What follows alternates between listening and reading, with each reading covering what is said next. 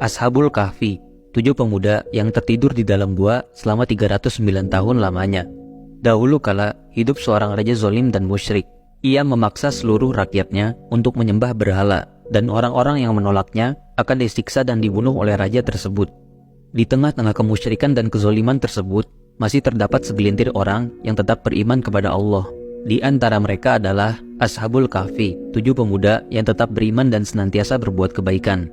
7 pemuda ini merupakan petinggi di dalam kerajaan, tetapi mereka menyembunyikan keimanan mereka dan selalu menghindari ritual-ritual musyrik yang kerap diadakan ketika pertemuan kerajaan. Suatu hari, karena sudah tidak tahan dengan kezaliman sang raja, mereka pun akhirnya berani menentang raja secara terang-terangan. Dengan lantang, mereka mengatakan bahwa hanya Allah lah Tuhan mereka, dan bukan berhala-berhala yang selama ini disembah oleh kerajaan. Raja pun tentu marah dengan hal tersebut. Tetapi, karena mereka semua menduduki posisi yang penting di dalam kerajaan, raja tidak langsung menangkap mereka. Raja memberikan kesempatan selama 3 hari bagi mereka untuk berpikir ulang dan merubah keyakinannya. Dan jika setelahnya mereka tidak merubah keyakinan mereka, mereka pun akan disiksa dan dibunuh. 7 pemuda ini tetap teguh pada keimanan mereka, dan mereka memutuskan untuk kabur dan pergi jauh meninggalkan kota tersebut sebelum tenggat waktu yang diberikan oleh raja habis. Mereka pun pergi dari kota. Di tengah-tengah perjalanan, mereka bertemu seekor anjing yang terus mengikuti mereka kemanapun mereka pergi. Lalu, perjalanan terus berlanjut hingga mereka berhenti di sebuah gua. Mereka pun berniat untuk beristirahat sejenak di dalam gua tersebut, lalu melanjutkan perjalanan mereka. Akhirnya, pemuda-pemuda ini tidur di dalam gua tersebut. Anjing yang mengikuti mereka pun juga tidur di mulut gua dengan posisi membentangkan kedua kakinya seperti sedang berjaga, sehingga tidak ada orang ataupun hewan yang berani memasuki gua tersebut. Meski awalnya mereka berniat untuk tidur sebentar saja, tetapi atas izin Allah, mereka dijadikan tertidur selama 309 tahun dan tidak menua sedikit pun.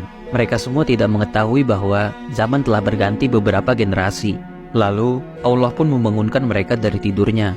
Mereka semua merasa hanya seperti tidur sekitar sehari atau setengah hari saja. Setelah bangun dari tidurnya, mereka semua merasa lapar, sedangkan bekalan mereka telah habis. Sehingga diputuskanlah untuk mengirim salah satu dari mereka untuk kembali sementara dan membeli perbekalan di pasar. Sesampainya di pasar, pemuda ini terkejut dengan keadaan pasar tersebut. Seluruh bangunan telah berubah, dan orang-orang pun memakai pakaian yang berbeda dari saat terakhir kali ia pergi meninggalkan kota.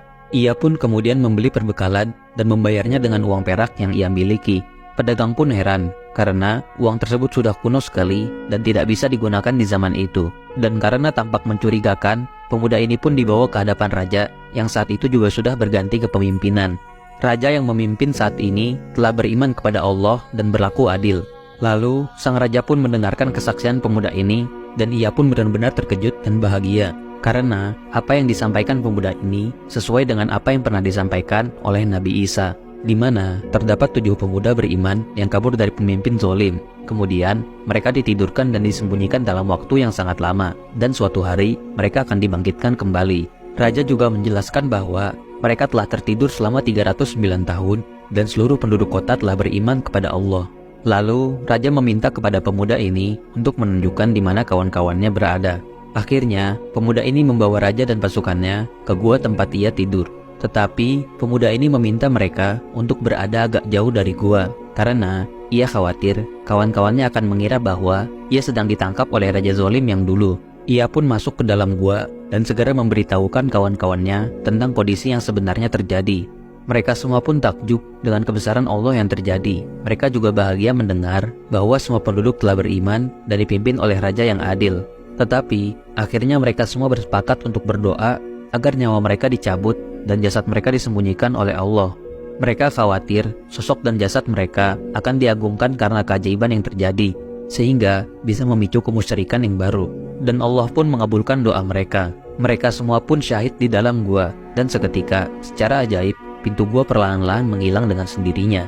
Hal ini disaksikan oleh raja dan pasukannya yang berada di depan gua. Dan sesuai dengan apa yang didoakan, mereka semua yang menyaksikan kejadian ini tidak dapat menemukan jasad dari Ashabul Kahfi sekeras apapun mereka mencarinya.